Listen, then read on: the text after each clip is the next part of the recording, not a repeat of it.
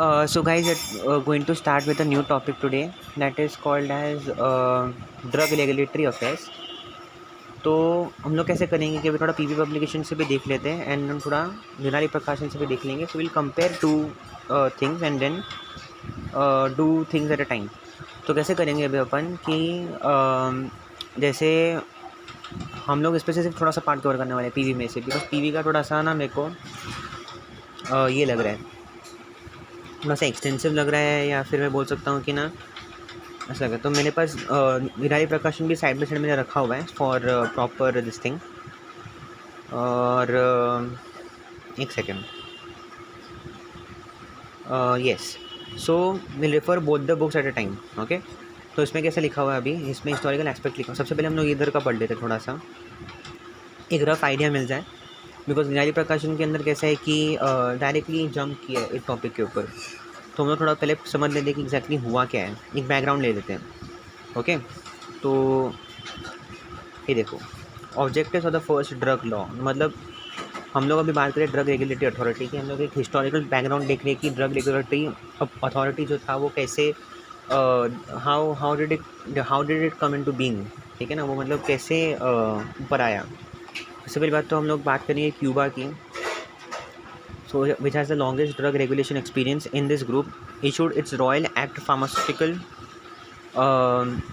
Royal Act Real Tribunal Proto Medication in 1709 to control the conduct of professionals rather than pharmaceutical products themselves. तो मतलब वो बोलता था कि हम लोग को प्रोफेशनल को कंट्रोल करना है, but will not like taste the medicine.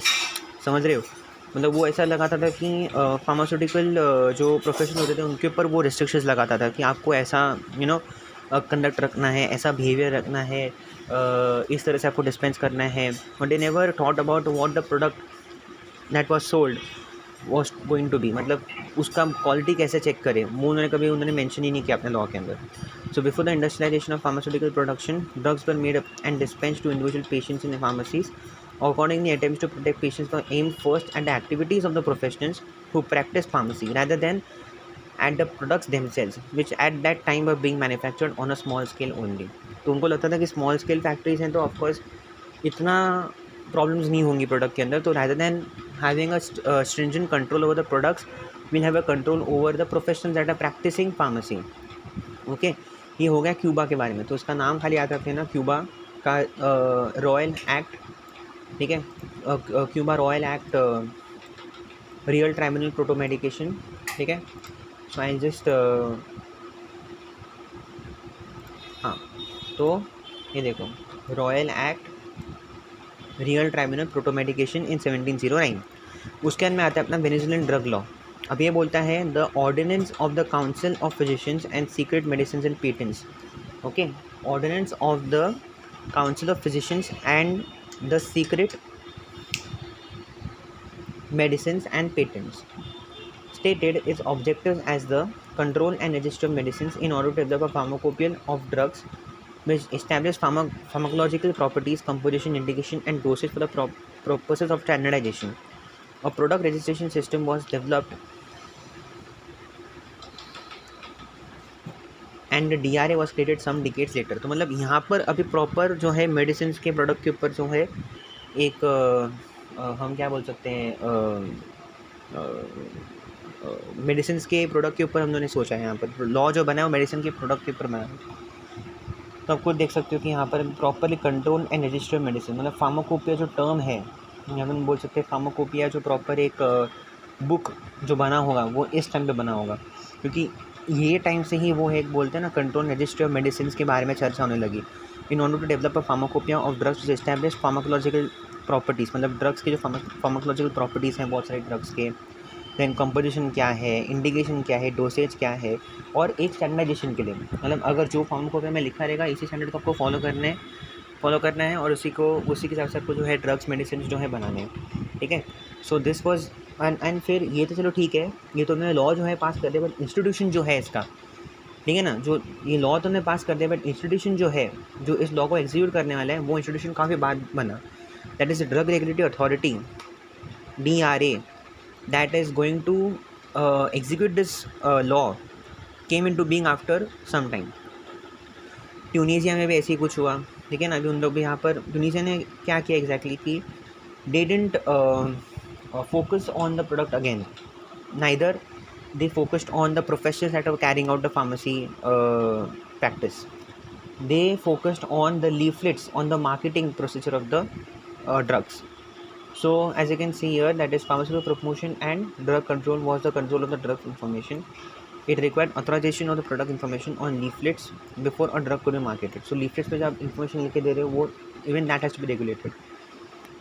The countries that developed the drug regulation more recently generally began with one or more ये इतना नहीं देखो तो भी चलेगा, ओके। बट इतना मैं आपको देना चाहता था कि 3 कंट्रीज़, एक वेनेजुएला, एक टूनीसिया और एक Cuba. However Australian boards, European boards बाद में हम देखने वाले हैं। अब पैटर्न क्या है हिस्टोरिकल डेवलपमेंट का? पैटर्न यही बताता है हमको, मैंने इसके अंदर यही मार्क करके रखा हुआ है कि सबसे पहले उन्होंने क्या किया है कि most countries started out with the enactment of a law specifying the scope of control. जैसे क्यूबा ने अभी पहले क्या अपना स्कोप बताया, उसका स्कोप, उसके लॉ का स्कोप सिर्फ इतना था कि मेरे को कंट्रोल जो है वो प्रोफेशनल्स के फार्मेसी प्रैक्टिस पे करना है, ठीक है। फिर जो मामले वेनेजुएला आ रहा है तो बोलते हैं कि I just have to do मतलब मेरे लॉ का स्कोप ये है कि मैं सिर्फ मेडिसिन के रेगुलेटरी अथॉरिटी मतलब एक फार्माकोपिया के बारे में डिस्कस कर रहा हूँ।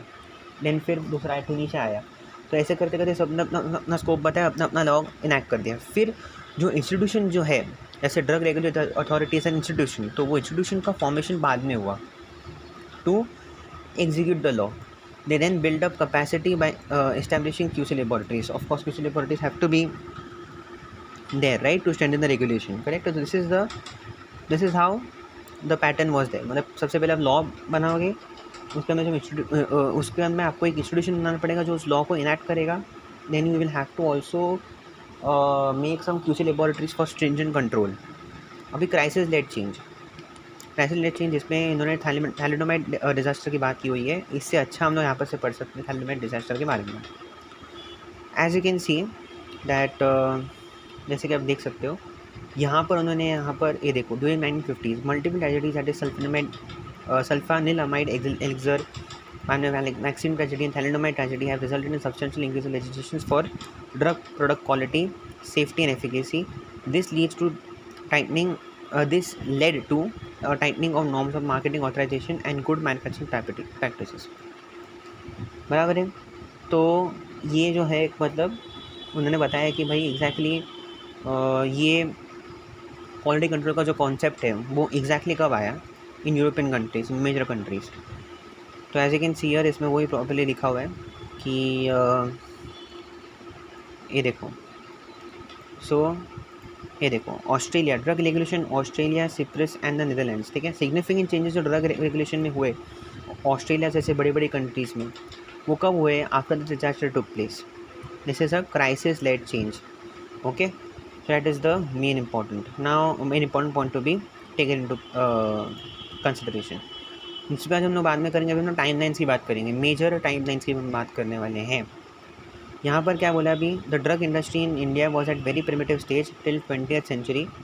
Most of the drugs were imported from foreign countries. हम लोग ज़्यादा करके ड्रग्स जो थे वो एक, चलो हम लोग इतने सारे बात कर रहे हैं फॉरेन कंट्रीज़ के बारे में, but we have to in the middle give some importance about Indian market of drugs, Indian drug market also. तब तक हम लोग से फॉरेन कंट्रीज से ले रहे थे. अभी देखो जैसे अभी गवर्नमेंट 1900 से 1960 जो गवर्नमेंट है उन्होंने पास किया poisons act 1919 to check and hold a control on cheap drugs available in market. तो चीप ड्रग्स जो रेट थे उनमें उसके ऊपर एक पॉइजन कंट्रोल डाल दिया, मतलब पॉइजन एक्ट डाल दिया उसके ऊपर. ठीक है ना, उस एक्ट का ये स्कोप था कि उसको कंट्रोल करना है. जो भी ड्रग्स हैं हमारे पास अवेलेबल है मार्केट के अंदर, जो चीपर रेट्स पर अवेलेबल होते हैं उनके ऊपर एक कंट्रोल रखने के लिए. बिकॉज बोलते हैं ना कि हम लोग हमेशा हमारा नॉर्म क्या रहता है दिमाग में, हमेशा हमारा एक परसेप्शन क्या होता है कि सस्ता मेडिसिन होगा तो ऑफकोर्स कुछ ना वो लफड़ा है, सस्ती चीज़ होगी तो कुछ ना वो लफड़ा है. So let's check it. This act helps in the administered possession of a substance or sale of substances as specified as poison. So ये देखो, सो एडमिनिस्टर्ड पोजेशन मतलब पोजेस करो सब्सटेंस, ठीक है ना, but you have to register that substance which can be a poison. It also stated the safe and protected custody of the poisons, packaging and labeling of poisons, maximum quantity to be sold, and inspection as well as examination of the poison sold by vendor during the year. ठीक है, तो proper मतलब सारे drugs ही अभी हमारे लिए poisons हो सकते हैं if taken in larger quantities. तो मतलब कितना लार्जर क्वान्टिटीज़ मतलब कितना आपको सोल्ड करना अलाउड है एक पर्टिकुलर बंदे को, फिर कितना आप अपने पास रख सकते हो घर में, मैक्सिमम कस्टडी, या फिर उसको सेफ तरीके से किस तरह से रखना है, उसका पैकेजिंग क्या होगा, उसका लेबलिंग क्या होगा, all that was specified under this Poisons Act 1919. So you have to remember the word Poison Act and you have to remember the year of the enactment of law, that is 1919. The Poison Act was followed by Dangerous Drugs Act 1930. तो exactly after 11 years Dangerous Drugs Act भी आ गया, which includes the regulation of cultivation, manufacturing, possession and trade of opium. तो अब तो हम लोग बोल रहे थे पॉइजन्स का, अब हम ला लेते हैं नार्कोटिक ड्रग्स को पिक्चर के अंदर, ओपियम ड्रग्स को हम ला लेते हैं। सो 1985 dangerous act 1913, opium act 1878 was revoked by passing of the narcotics and psychotropic substances act. मतलब उन्होंने क्या किया है कि 1985 में narcotics and psychotropic substances act कर दिया, you know, instead of making a different act like opium act अलग से, डेंजरस एक्ट अलग से, सिंपल आप लिख दो narcotic psychotropic substances act, that's it. तो आपका सब कुछ आ जाता है उसके अंदर, सिर्फ ओपियम नहीं आता, सब कुछ आ जाता है। So that is how this is the period of 1900 to 1960। However 1985 में हमने इसमें ले लिया, बट ठीक है, doesn't matter, okay. This is how it is done. उससे पहले उन्होंने क्या पास किया, आप देख रहे हो क्रोनोलॉजी, देख रहे हो आप so reading the seen the chronology देख रहे हो आप। सो मतलब क्रोनोलॉजी यही है कि पॉइजन एक्ट जो है 1919, ठीक है, to check and hold control on cheap drugs available in the market. ये जो एक्ट है ये हेल्प करता है एडमिनिस्ट्रेड पोजेशन ऑफ सब्सटेंस और sale of substances as specified as poison. It also stated the safe and protected custody of the poisons, packaging and labeling of poisons, maximum quantity to be sold, and inspection as well as examination. अभी ये सब जो है, फिर हमने दूसरा क्या आता है अपना पॉइजन एक्ट के बाद में डायरेक्टली आता है अपना डेंजरस ड्रग्स एक्ट 1930, और उसके बाद में आता है हमारा narcotics and psychotropic substances act in 1985। Now following acts and rules of pass during this era. अब देखो ये एरा में जो हमने ये 1900 से 1960 का देखा है, जो मेन तो देखो हमने सारे एक्ट्स देख लिए, बट दूसरे भी और सारे एक्ट्स थे जो पास हुए थे। तो drugs and cosmetics act which is very very important. हमने कितना पढ़ते हैं ड्रग्स एंड कॉस्मेटिक एक्ट में, जूरिस्प्रूडेंस में कितना पढ़ा था हमने, drugs and cosmetics act 1940। So this regulates the manufacturing, distribution, import and sale of allopathic, homeopathic, Unani and Siddha drugs. So this encompasses all the drugs, whether it is Unani, whether it is Siddha, whether it is homeopathic, whether it is allopathic. तो उनका distribution आप कैसे करने वाले हो, उनका manufacturing आप किस तरह से करने वाले हो, उनका import and sale, okay. Then have drugs and cosmetics rules. अभी drugs and cosmetics, so drug and cosmetics act, then add drugs and cosmetic rules. This act regulates manufacturing of allopathic drugs for sale only and not for consumption and use of possession. So ये थोड़ा different है। अब जो Ayurvedic medicine हैं, okay, ये जो act है 1940 में जो पास हुआ था, इनको आप सिर्फ मैन्युफैक्चर कर सकते हो फॉर सेल ओनली, मतलब उसको बेचने के लिए, बराबर है। इसको आप यूज़, कंज्यूम या फिर पोजेशन नहीं कर सकते। अभी इसका थोड़ा डिफरेंट है, मैं इसको समझाऊंगा आपको, ये आगे शायद दिखेगा आपको। Pharmacy act 1948, this law was amended in 1986 and generally controls and regulates the possession of pharmacy in India. तो मतलब ज़्यादा करके फार्मेसी के बारे में, pharmacy act 1948। Drugs and magic remedies, objectionable advertisement rules 1955, this rule regulates the advertisement of drugs in India, and DPCO, that is Drug Prices Control Order, under the Essential Commodities Act. DPCO was further amended in 1995. As per their rule, government has jurisdiction to review and fix maximum sale price for bulk drugs as well as formulation. एक particular drug है, जो भी bulk drug है, फिर formulation है, जो पता है गवर्नमेंट को कि बहुत सारी जनता जो है ले रही है, अच्छे खासे अमाउंट में ले रही है, और लोगों को परेशानी हो रही है इसको लेने के लिए, तो एक फिक्स्ड कैप प्राइस है उसके ऊपर, कैप कर देगा। The drugs will be capped, the drug prices will be capped, as in they will be reviewed and can be fixed by the government at any period of time. So what were the acts that we saw? 1940 act, जिसको हम बोलते हैं drugs and cosmetic act, बराबर है। DNC, इसको हम लोग DNC act बोलते हैं इसको।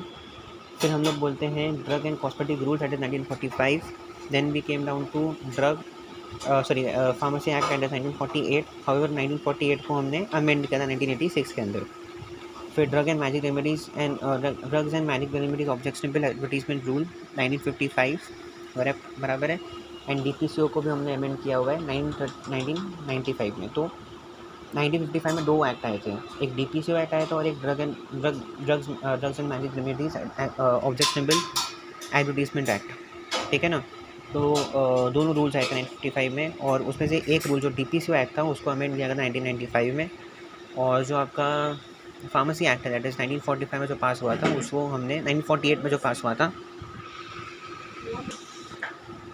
उसको हमने जो क्या किया हुआ है, अमेंड किया हुआ है 1986 में। Okay, even if you don't remember the amended acts, at least you can remember that वो पर्टिकुलर एक्ट कौन से एरा में लॉन्च हुआ था या फिर कौन से एरिया में इनैक्ट हुआ था। अभी 1960-1970 the Indian pharmaceutical industry was not mature enough and major market share was dominated by MNC and very few Indian manufacturers were in competition. Focus on pure research and development was very difficult because of deficiency of patent protection. The low availability and high drug prices because majority shares depend upon the high drug import. In 1970-1980, government took control for the medicines regulation and issued few acts and rules. तो government ने अभी proper एक control लेना चालू कर दिया, that is Indian patent act 1970। जैसे हमने देखा 1960-1970 में हमने देखा कि 10 साल की इस पर्टिकुलर एरा में वी वर सीइंग दैट लफड़े बहुत हो रहे हैं ज़्यादा करके MNC मार्केट ही शेयर कर रहा है, we importing drugs on the other countries. हमारा कब होगा, when will we become the world's biggest pharmacy, right. So that is उसका एक नींव रखी 1970 पेटेंट एक्ट से, which came in force on 20 April 1972 and replaced Indian patents and designs act of 1911। So ये आया 1972 में, बराबर है, ये आया 1972 में, और इसने रिप्लेस कर दिया है 1911 वाले ड्रग्स एंड डिज़ाइन एक्ट। देखो, drug patents and design act, Indian patent and design act, drugs का तो कुछ ऐसा था नहीं, Indian patent act is different. Okay, now under this act product patent was not allowed but the process and method of manufacture of drug substance was allowed to get the patent. तो अभी ये patent का एक बहुत important feature है, ये ऐसा नहीं बोलता था कि अगर क्रोसिन जो है, suppose it's a product, it is not a drug substance, ठीक है, इट्स अ ड्रग प्रोडक्ट, तो उस प्रोडक्ट के ऊपर आप पेटेंट नहीं रख सकती, क्रोसिन मेरा ब्रांड है।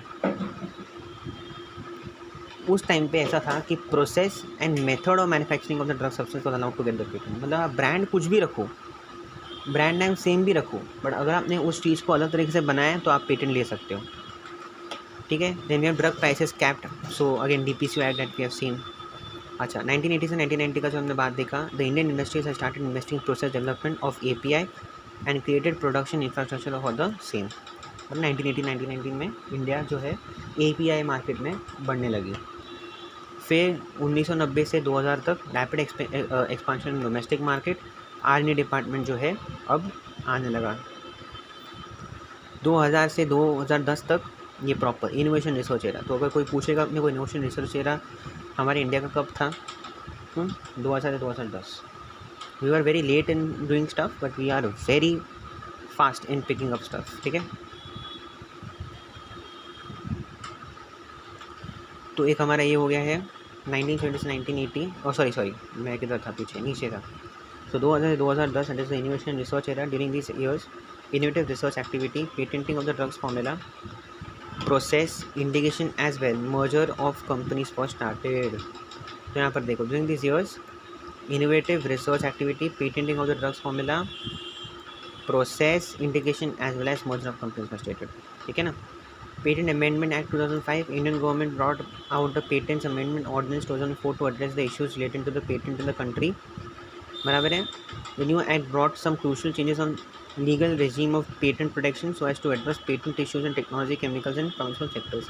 So this act was majorly towards the technology, chemical and pharmaceutical sectors के अंदर जो भी आपके innovative researches हो रहे हैं उनकी जो प्रॉब्लम्स हमको दिखाई दे रही थी, तो 2005 में इसको गवर्नमेंट ने अप्रिशिएट किया कि भाई हम we need a amendment to the patent act and that is why we have to pass an ordinance an amendment to the patent act, so that what happens is that There are some legal changes that have been introduced. Compulsory licenses. Such license can be granted for manufacture and export of the drug products to any country having insufficient or no manufacturing capacity for the said product to address public health problems. हाँ, सो compulsory licences का भी एक provision था।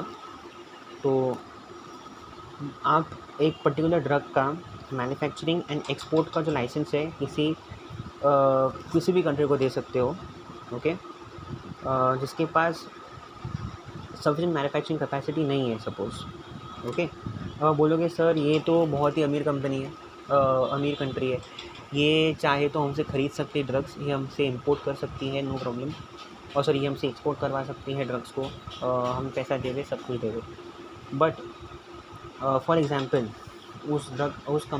उस country के पास insufficient, थोड़ी गरीब country है और इनसफिशिएंट मैन्युफैक्चरिंग जो है उसके पास सेक्टर्स हैं, ज़्यादा उसके पास मैन्युफैक्चरिंग के लिए पैसा देने के लिए जगह नहीं है, तो उस केस में जो है एक ये हो सकता है कि मैं एक लाइसेंस जो है ग्रांट कर सकता हूँ उस कंट्री को, तो तू बना ले कंपनी, मतलब तू बना ले ये वैक्सीन। जैसे अभी फॉर एग्जांपल अभी आज इस बार भी हुआ था, आई गेस, मेरे को याद नहीं आ रहा है, एस्ट्राजेनेका ने हमारे सीरम इंस्टीट्यूट को, I might be wrong, sorry, but हमें शायद वो लाइसेंस ग्रांट किया गया था, ठीक है, मतलब हम वैक्सीन बना सकते हैं या फिर जो भी टेक्नोलॉजिकल ट्रांसफ़र भी हुए थे थोड़े बहुत, तो पता नहीं, बिकॉज हमारे पास वैक्सीन बनाने का जो था टेक्नोलॉजी वो नहीं थी, so of course we took it from some other countries and we manufactured it for our particular use in the country.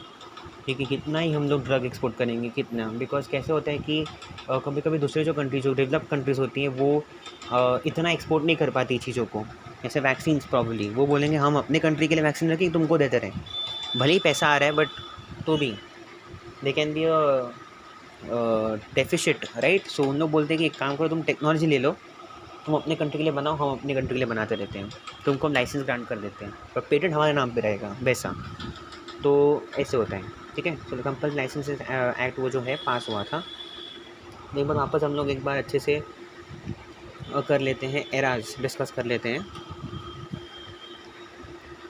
सबसे पहला जो था 1900 से लेकर 1960, उसमें से हमारे 3 वंडरफुल एक्ट्स जो थे पास हुए थे। एक था पॉइजन एक्ट 1919 में, उसके 11 साल बाद डेंजरस सब्सटेंसेस एक्ट 1930, और उसके बाद में फिर हमने सोचा कि भाई ओपीएम के बारे में हमने अगर बना ही लिया एक्ट डेंजरस सब्सटेंसेस एक्ट, तो why not make a proper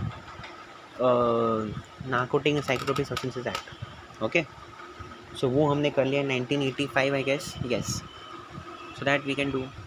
फिर हमने बोला कि और बहुत सारे रूल्स जो थे पास हुए थे, जैसे डीपीसीओ एक्ट हो गया 19 आई गेस, हाँ, उसके पहले सबसे पहले तो हमारा पास हुआ था 1940 में, आई गेस एक एक्ट पास हुआ था, that is your drug and cosmetics act, drugs and cosmetic act rules 1945। फिर 1948 में pharmacy act, then drugs and magic remedies objectionable rule, that is 1955। फिर डीपीसी एक्ट जो है आपके पास 1955, अगेन 2 आए थे, राइट। अच्छा, फिर 1960-1970 में इंडियंस को फील हुआ कि भाई ये तो सब पूरा मार्केट जो है एमएनसी कंपनी से चला रही है, हमने कुछ उखाड़ा ही नहीं है अभी तक, तो we have to do something. Then 1970-1980 में, जैसे मैंने लिखा 1960-1970 में क्यों नहीं कोई कंपनी तैयार थी बनाने के लिए, बिकॉज पेटेंट्स का कुछ एक प्रॉपर रेगुलेशन ही नहीं था। तो फिर इसलिए इंडियन गवर्नमेंट ने क्या किया कि इंडियन पेटेंट एक्ट पास कर दिया, ताकि एक पेटेंट के ऊपर एक प्रॉपर एक रेगुलेशन हो। सो that is Indian patents and design act of 1911, उसको हटा दिया गया, रिप्लेस कर दिया गया, और इंडियन पेटेंट 1970 लेके आया। ये पेटेंट प्रोटेक्शन प्रॉपर्ली करता था, बट इसमें सिर्फ एक ही लूप होल था कि भाई एक प्रोसेस और मेथड और मैन्युफैक्चरिंग ड्रग सब्सटेंस के ऊपर ही से आपको पेटेंट दिया जा सकता है, नॉट द प्रोडक्ट, ओके। अच्छा, देन 1980 एंड 1990 एपीआई प्रोडक्शन में इंडिया एंटर कर रही है।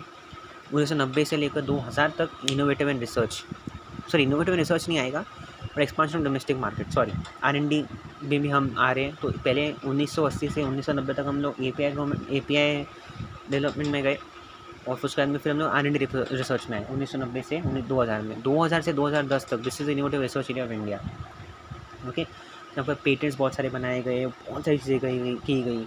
1970 का जो पेटेंट एक्ट था उसमें अमेंडमेंट किया गया 2005 में, ठीक है। फिर कंपल्सरी लाइसेंसेस जो है फिर हमने ज़्यादा करके जो पेटेंट था उसको ज़्यादा करके हमने we narrowed it down towards pharmaceutical sector, technological sector, and then came the drugs and cosmetics first amendment rule 2011. It mandates registration of clinical registration organization CRO for conducting clinical trials, that is CT.